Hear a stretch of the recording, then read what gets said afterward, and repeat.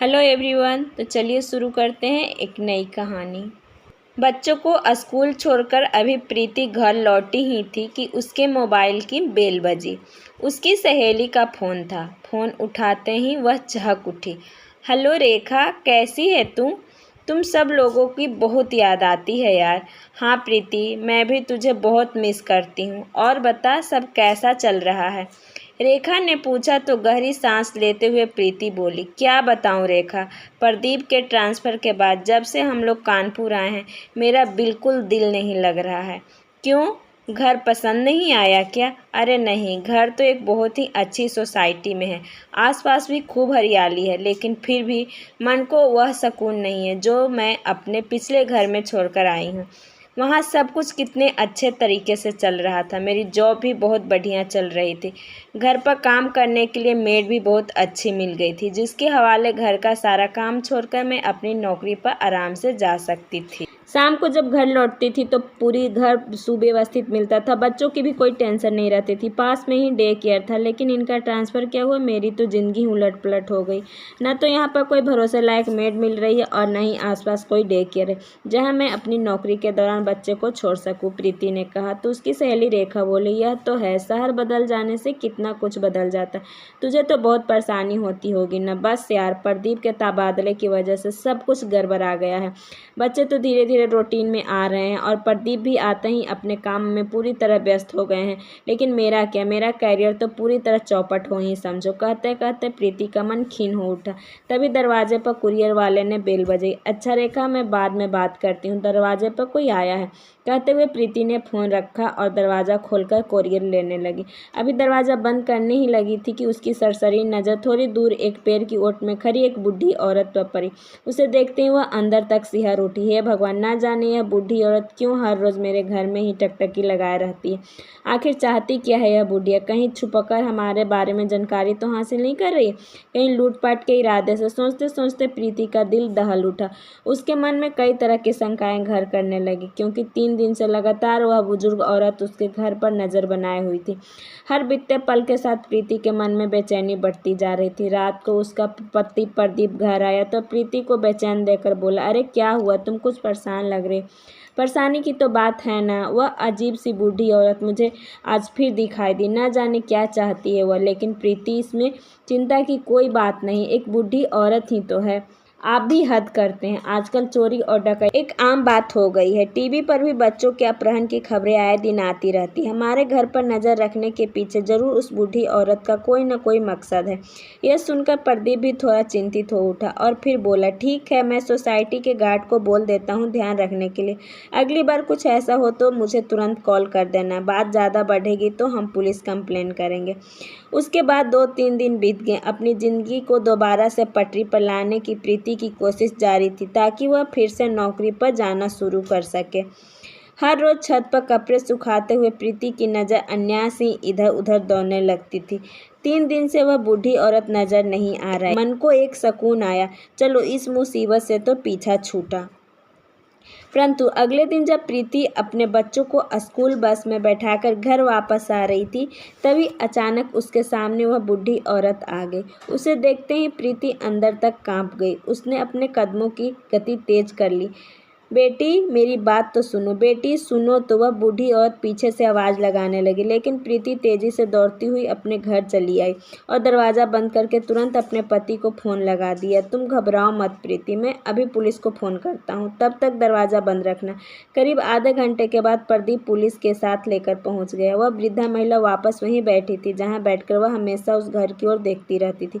Police ने उस बूढ़ी औरत से पूछताछ की और फिर आस पड़ोस के लोगों से भी कुछ सवाल पूछे, लेकिन पूछताछ करने के बाद जो कुछ भी सामने आया उसे सुनकर प्रदीप की हैरानी का ठिकाना न रहा।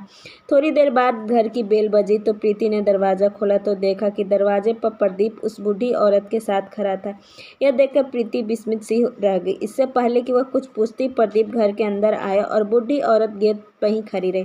प्रदीप, यह तो वही औरत है ना जिसके बारे में मैंने आपसे बात की थी, आप उसे यहाँ क्यों ले आए हैं? गुस्से से प्रीति ने पूछा तो प्रदीप बोला, प्रीति, मैं तो पुलिस को अपने साथ लेकर आया था ताकि पता चल सके कि यह औरत कौन है और हमारे ही पीछे क्यों पड़ी है, और पूछताछ में जो कुछ भी पता चला है ना, उसे अगर तुम भी सुनोगी तो हैरान रह जाओगी। तो क्या पता चला? प्रीति ने बेचैनी से पूछा। प्रीति, जैसे हम उस औरत के बारे में सोच रहे थे ना, वो वैसी नहीं है। जानती हो औरत है कौन? प्रीति आश्चर्यचकित चेहरा लिए आगे की बात सुनने को बेकरार थी। तो प्रदीप ने कहा, उनका नाम शारदा देवी, हमसे पहले इस घर की मालकिन वह थी। क्या? लेकिन ऐसा कैसे हो सकता है? यह घर तो आपने अपने कलीग और दोस्त रोहित वर्मा से खरीदा था, जिसे विदेश में बहुत अच्छी नौकरी मिल गई थी। क्या यह रोहित वर्मा की माँ है? हाँ प्रीति, यह बेचारी बूढ़ी और अभागी औरत उसी रोहित की माँ है। लेकिन प्रदीप, रोहित वर्मा ने तो बताया था कि उसके माँ बाप इस दुनिया में हैं ही नहीं। उसने झूठ बोला था प्रीति। उसके पिता की मृत्यु 1 वर्ष पहले हुई थी। उसके बाद उस बेशरम इंसान ने सबसे पहले धोखाधड़ी से सब कुछ अपने नाम करवा लिया और फिर अपने विधवा माँ को ही वृद्ध आश्रम भेज दिया। उसके बाद यह घर हमें बेचकर वह चुपचाप विदेश चला गया। क्या? कोई इंसान अपनी माँ के साथ इतना बड़ा धोखा कैसे कर सकता है? और वह भी तब जब उसकी माँ का कोई और सहारा भी नहीं थी। प्रीति आश्चर्यचकित हो गई और उधर प्रदीप की आंखों में नफरत सी भर उठी। फिर कुछ सोचते हुए प्रीति ने कहा, अच्छा चलो, अगर यह इस मकान की पुरानी मालकिन है भी तो अब यहाँ क्या करने आई हैं? अपना घर वापस लेने? लेकिन प्रदीप, हमने तो इसे घर की पूरी कीमत देकर इसे खरीदा है ना? प्रीति चिंता भरे स्वर में बोली। तो प्रदीप ने कहा, अरे नहीं प्रीति, वह बात नहीं है। दरअसल आज उनके पति के मृत्यु का पूरे 1 साल हो चुका है। उनकी पहली बरसी है, इसलिए वह उस कमरे में दिया जलाकर उनकी आत्मा के शांति के लिए प्रार्थना करना चाहती हैं, जहां वह और उनके पति रहते थे, जहां उन्होंने अंतिम सांस ली थी। यह क्या बात हुई भला? ना तो यह घर अब उनका है और ना ही वह कमरा। फिर यह प्रार्थना करने से क्या फर्क पड़ने वाला है? मेरी तो इन बातों में बिल्कुल आस्था नहीं है। अरे प्रीति, वह तुम्हारी सोच है। तुम्हारी आस्था नहीं है तो ना सही, उनकी तो है। और अगर हमारे हाँ करने से किसी को थोड़ी सी खुशी मिल जाती है तो हमारा क्या चला जाएगा? करने देते हैं उन्हें प्रार्थना, थोड़ी देर की ही तो बात है। हाँ तो ठीक है, आप उन्हें अंदर बुला लीजिए, अनमाने ढंग से प्रीति ने कहा। तो प्रदीप जाकर शारदा जी को अंदर ले आया। दुबली पतली काया और शरीर पर पुरानी सी सफ़ेद सूती साड़ी, जहाँ एक ओर शरीर से हड्डियाँ बाहर निकलने को आतुर थी तो वहीं दूसरी ओर अंदर तक धंस चुकी उनकी भीगी आंखें शारदा देवी को गौर से देखते हुए प्रीति का कलेजा मुंह को आने लगा। अंदर आकर शारदा देवी ने प्रीति और प्रदीप के सिर पर हाथ रखकर उन्हें खूब आशीर्वाद दिया और फिर एक नज़र उठाकर उस घर को देखने लगी जो कभी उनका अपना हुआ करता था। पल भर में ही न जाने कितने ही यादें उनके मनस पटल पर उभर आई, न जाने कितने सुख और कितने दुख भरे पल एक ही साथ उनकी आंखों में तैरने लगे। यह कमरा हुआ करता था मेरा और रोहन की पिताजी का। कोने वाले कमरे की ओर इशारा करते हुए शारदा देवी रुंधे स्वर में बोली तो प्रदीप ने जाकर उस कमरे का दरवाज़ा खोल दिया। हाँ जोकर प्रदीप और प्रीति का आभार प्रकट करते हुए कमरे के भीतर चली गई।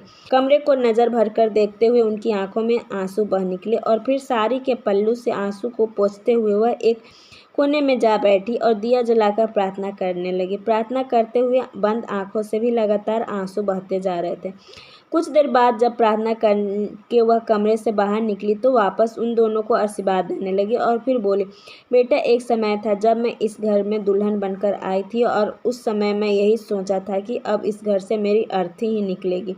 लेकिन कहते कहते शारदा देवी का कंठ अवरुद्ध हो गया। फिर कुछ पलों के अंतराल के बाद घर को निहारते हुए बोली, आपने परिवार के साथ जिंदगी में कितने ही खूबसूरत और खट्टे मीठे पल बिताए थे मैंने यहाँ, लेकिन रोहन के पिताजी के जाने के साथ ही सब कुछ खत्म हो गया। प्रीति और प्रदीप शारदा देवी की सारी बातें चुपचाप सुन रहे थे। शारदा देवी जाने से पहले घर के हर हिस्से को निहारते हुए मानो वह दृश्य अपने आंखों में भर लेना चाहती थी। मन तो उस घर को छोड़ने को तैयार नहीं था, परंतु ज़्यादा देर वहाँ रुक भी नहीं सकती थी।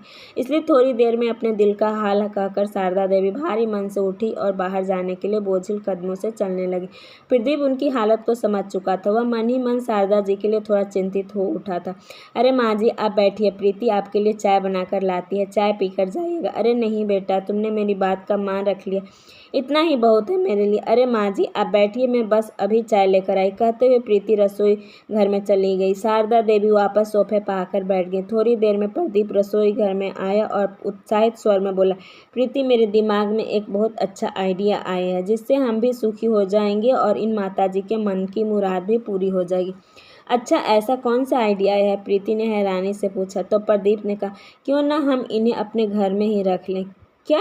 यह तुम क्या कह रहे हो? तुम्हारा दिमाग तो ठीक है ना? हमने यहाँ कोई धर्मशाला नहीं खोली है, प्रीति झल्लाते हुए बोली। तो प्रदीप ने उसे समझाते हुए कहा, प्रीति सोचो तो, वैसे भी तो वह अकेली हैं, कितनी दुखी हैं बेचारी, और यहाँ इस घर में तो जैसे उनकी जान बसी। अगर हम उन्हें यहाँ रहने की जगह दे दे तो उन्हें यह घर छोड़कर जाना भी नहीं पड़ेगा और तुम्हारी भी परेशानी दूर हो जाएगी। वह हमारे घर का ख्याल भी रख लेंगी। फिर तो तुम बड़े आराम से अपनी नौकरी पर जा सकती हो। प्रदीप का बात सुनकर प्रीति कुछ सोच में पड़ गई और फिर बोली, तो क्या तुम उन्हें नौकर बनाकर यहाँ रखना चाहते हो? तो प्रदीप ने कहा, अरे नहीं, हम उन्हें कोई तनख्वाह नहीं देंगे, इन्हें तो हम अच्छा पहनने और खाने को देंगे, और वैसे भी काम के लिए तो काम वाली बाई आती है। लेकिन उनके रहने से हमें यह फायदा हो जाएगा कि यह घर के सदस्य की तरह काम वाली बाई पर भी नज़र रखेंगी और हमारी अनुपस्थिति में घर का ख्याल भी रखेंगी। फिर तो तुम भी टेंशन फ्री होकर अपनी नौकरी पर जा सकती हो, क्योंकि घर का काम और बच्चे को संभालने के लिए पीछे से माँ जी तो होंगी ही। अच्छा, तो यह आइडिया है तुम्हारा, मान गई तुम्हें, लेकिन क्या माता जी इस बात के लिए राजी होंगी? लो, यह भी कोई पूछने वाली बात है? जहाँ उनकी जान बसी है, हम तो उन्हें उस घर में रहने का मौका दे रहे हैं, वह मना तो कर ही नहीं सकती। लेकिन प्रदीप, सोचने वाली बात है कि उन्हें तो उनके बेटे ने ही धुतकार दिया। ऐसा तो नहीं कि ये माँ जी ही अच्छे स्वभाव की न हो। कहीं ऐसा न हो कि एक दिन ऐसा आ जाए कि वह मालकिन बनकर हमारे घर पर अपना हक समझने लगे। अरे प्रीति, ऐसा कुछ नहीं होगा, तुम निश्चिंत रहो। यह सुनकर प्रीति चुप रह गई और फिर सोचने लगी, बात तो ठीक है, माँ जी ने यहाँ रहने से मुझे बहुत सुख हो जाएगा। अभी तो मुझे ज़रूरत है तो फिर उन्हें यहाँ रख लेती हूँ।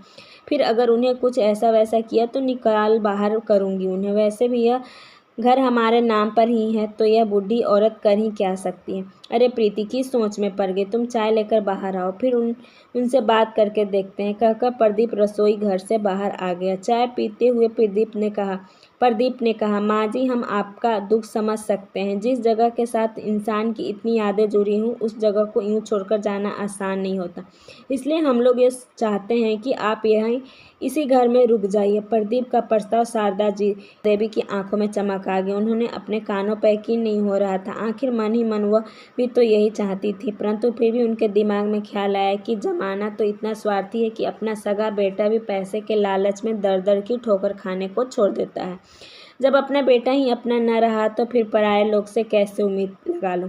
कोई मुझे बिना मतलब के अपने पास क्यों रखेगा? यह सोचकर फीकी सी मुस्कान लिए शारदा जी बोली, अरे नहीं, मैं वहीं वृद्धाश्रम में ही ठीक हूँ, और वैसे भी मेरे यहाँ रहने से आप लोगों की परेशानी ही होगी। इतना सुनते ही प्रीति तपक से बोली, अरे नहीं, परेशानी क्यों होगी, बल्कि आपको यहाँ रहने से तो हमें आराम हो जाएगा। मेरा मतलब है आप बेझिझक यहाँ रह सकती, हमें कोई परेशानी नहीं होगी। प्रीति की बातों के पीछे छिपी मंशा शारदा जी समझ चुकी थी। उनकी जिंदगी के कड़वे अनुभव ने उन्हें बहुत कुछ सिखा दिया था, परंतु सब कुछ समझते हुए भी वह उस घर में वापस रहने के मोह में उन्हें मना न कर सकी और उस घर में उन लोगों के साथ रहने आ गई। आते ही किसी जादूगर के तरह उन्होंने पूरे घर को सुव्यवस्थित कर दिया और घर की सारी जिम्मेदारियां बखूबी संभाल ली। परंतु दोनों बच्चों सिमी और बंटी को एक अजनबी औरत के साथ रहना थोड़ा अजीब लग रहा था। एक सप्ताह बीत चुका था, परंतु बच्चे उस बूढ़ी औरत को अपना मानने को तैयार ही नहीं थे। फिर एक दिन बच्चे स्कूल से घर लौटे और बोले, मम्मी, कल हमारे स्कूल में ग्रैंड पेरेंट्स डे है, सब बच्चे अपने दादा दादी को लेकर आने वाले हैं, लेकिन हमारे पास ना तो दादा दादी हैं और न ही नाना नानी। इतना सुनते ही प्रदीप शारदा जी की ओर इशारा करते हुए बोला, अरे हैं तो यही सही तुम्हारे पास तुम्हारी दादी माँ। नहीं, यह हमारी दादी माँ नहीं है, जानते भी नहीं हैं। मेरे दोस्त सौरभ की दादी कितनी मॉडर्न है। और ये तो, बंटी ने गुस्से से कहा और अपने कमरे में चला गया। सुनकर शारदा जी भी थोड़ी उदास हो गई, परंतु कोई और रास्ता भी नहीं था, इसलिए बूझे मन से दोनों बच्चे शारदा जी को अपने स्कूल ले जाने के लिए मान गए। एक नई साड़ी पहनकर शारदा जी बच्चों के स्कूल जाने को तैयार हो गए। प्रदीप अपने गाड़ी में उन्हें और बच्चों को स्कूल में छोड़ा है। दोपहर को जब वे घर लौटे तो दोनों दादी की तारीफें करते नहीं थक रहे थे। मम्मी, पता है आपको, स्कूल में सभी इवेंट्स में दादी ने इतना अच्छा परफॉर्मेंस किया कि सब लोग उनकी तारीफें कर रहे थे। उन्होंने तो स्पोर्ट इवेंट में भी भाग लिया और सौरभ की दादी को भी हरा दिया। हमारी दादी तो सुपरस्टार हैं। कहते हुए दोनों बच्चे बहुत उत्साहित थे। शारदा जी ने अपने और सरल और हंसमुख स्वभाव से बच्चों को भी अपना बना लिया था। बच्चे उन्हें दादी माँ कहकर बुलाते थे। उनकी निगरानी में घर के सभी काम सुचारू रूप से होने लगे। बच्चे अक्सर दादी माँ के पास सोने की जिद करते, इसलिए प्रीति ने उनका बिस्तर भी बच्चों के कमरे में ही लगवा दिया। आज सुबह जब प्रीति सोकर उठी तो 7 बज रहे थे। अरे बाप रे, आज तो बहुत देर हो गई, कहीं बच्चों की स्कूल बस न छूट जाए। सोचते हुए प्रीति जल्दी से कमरे से बाहर निकली तो देखा दोनों बच्चे स्कूल यूनिफॉर्म पहनकर तैयार हो चुके थे और शारदा जी उन्हें नाश्ता खिला रही थी। बच्चों के टिफिन भी तैयार थे। यह देखकर जहाँ एक ओर प्रीति हैरान रह गई तो वहीं दूसरी ओर उनके मन को बहुत सुकून मिला। यही सब तो चाहती थी वे। अब प्रीति पर घर की जिम्मेदारियों का ज़्यादा भार नहीं था, इसलिए उसने नौकरी के लिए कुछ जगह आवेदन भेजा। कुछ ही दिनों में उसे नौकरी मिल गई। अब वह बेफिक्र से अपनी नौकरी पर जा रही थी। शारदा जी को खाना पकाने का बहुत शौक था, इसलिए वह खाना पकाने का काम स्वयं करने लगी और घर के बाकी सारे काम बड़ी ही कुशलतापूर्वक काम वाली बाई से करवा लेती। रसोई का तो वे खास ख्याल रखती थी, खासकर बच्चों को खाने के लिए नए नए स्वादिष्ट और पौष्टिक व्यंजन बनाकर दिया करती थी। इधर प्रीति और प्रदीप यह देखकर हैरान थे कि उनके दोनों बच्चे, जो हर रोज़ कभी चिप्स तो कभी पिज़्ज़ा बर्गर का डिमांड किया करते थे, जंक फूड के अलावा जिन्हें कुछ पसंद भी नहीं था, वे बच्चे घर के बने व्यंजन बड़ी ही खुशी से खा रहे थे। दोनों बच्चे जो देर रात तक टीवी से चिपके रहते थे, आज दादी माँ से इस कदर घुल मिल गए थे कि रात को सोते समय टीवी देखने की जगह दादी माँ से कहानी सुना करते थे। शारदा जी धार्मिक कहानियाँ सुनाकर दोनों बच्चों में अपने संस्कार डाल रही थी। बच्चों में आए इस सुखद परिवर्तन को देखकर प्रीति और प्रदीप फूले न समाते थे, क्योंकि उन दोनों ने कभी अपने बच्चों के साथ इस तरह समय गुजारा ही नहीं था। आज पहली बार उन दोनों ने महसूस किया था कि घर में बड़े बुजुर्ग की उपस्थिति से बच्चे पर कितना अच्छा प्रभाव पड़ता है, क्योंकि प्रदीप के माता पिता तो बहुत पहले ही गुजर चुके थे, इसलिए उनके बच्चे आज तक इस सुख से वंचित रहे थे। आज सुबह सुबह शारदा जी ने सिमी और बंटी को जगाया तो वे दोनों बोले, नहीं दादी, आज हम स्कूल नहीं जाएंगे। लेकिन बेटा, स्कूल की छुट्टी करना तो अच्छी बात नहीं है, शारदा जी ने कहा तो सिमी बोली, अरे नहीं दादी, आज बहुत स्पेशल दिन है। आज मम्मी और पापा का मैरिज एनिवर्सरी है, इसलिए आज घर पर ही पार्टी है। अच्छा, तो यह बात है, तो चलो जल्दी से तैयार हो जाओ, आज मिलकर पूरा घर सजा देते हैं, शारदा जी ने कहा तो दोनों बच्चे बहुत उत्साहित हो गए। थोड़ी ही देर में उन्होंने घर को खूब अच्छे से सजा दिया। यह सब देखकर प्रीति और प्रदीप को बहुत खुशी हुई, क्योंकि आज से पहले बच्चों ने कभी उनके लिए ऐसा कुछ खास नहीं किया था। मम्मी पापा, आपको हमारा सरप्राइज़ कैसा लगा? बच्चों ने पूछा तो प्रीति बोली, बहुत अच्छा। इतना अच्छा लगा कि बता नहीं सकती। कहते हुए प्रीति ने बच्चों को बाहों में भर लिया तो बंटी ने कहा, हमें पता था आपको ज़रूर पसंद आएगा, यह सब दादी का प्लान था। यह सुनकर प्रीति मन ही मन शारदा जी के प्रति कृतज्ञ हो उठी। शाम को पहनने के लिए प्रीति ने अलमारी से अपने गहने निकाले, लेकिन गलती से गहनों का बॉक्स वहीं बेड पर ही छोड़ दिया और फिर बच्चों को दादी के पास छोड़कर प्रदीप के साथ शॉपिंग करने चली गई। लेकिन जब वे लोग घर वापस लौटे तो देखकर हैरान रह गए। शारदा जी तो घर पर थी ही नहीं और घर पर बच्चे अकेले थे। बेटा, दादी कहाँ हैं? प्रदीप ने पूछा तो बच्चे बोले, दादी तो कहीं बाहर गई हैं, उन्होंने हमें घर का दरवाज़ा अंदर से बंद करने को कहा था। प्रीति के मन में कुछ शक पैदा हुआ और फिर उसे याद आया कि उसने गहनों का बॉक्स अलमारी के बाहर ही छोड़ दिया था। कमरे में जाकर देखा तो गहने भी वहाँ नहीं थे।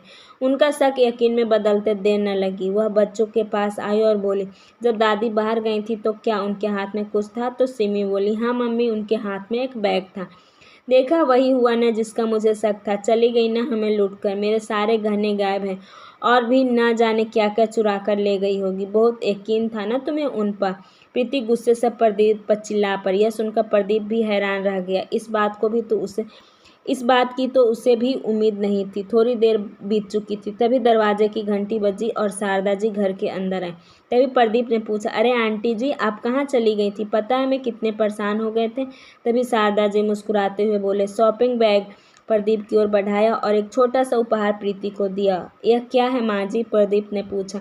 तो शारदा जी बोली, यह तुम दोनों के लिए शादी का सालगिरह का उपहार है। जुग जुग जियो मेरे बच्चों, तुम्हारा यह रिश्ता यूं ही बना रहे, मेरी भगवान से प्रार्थना है। प्रदीप ने बैग खोलकर देखा तो उसमें उसके लिए एक पैंट शर्ट थी, जिसे देखकर प्रदीप के चेहरे पर मुस्कान आ गई। और प्रीति ने अपना उपहार खोलकर देखा तो देखकर चौंक गई। उसमें एक खूबसूरत सी अंगूठी थी।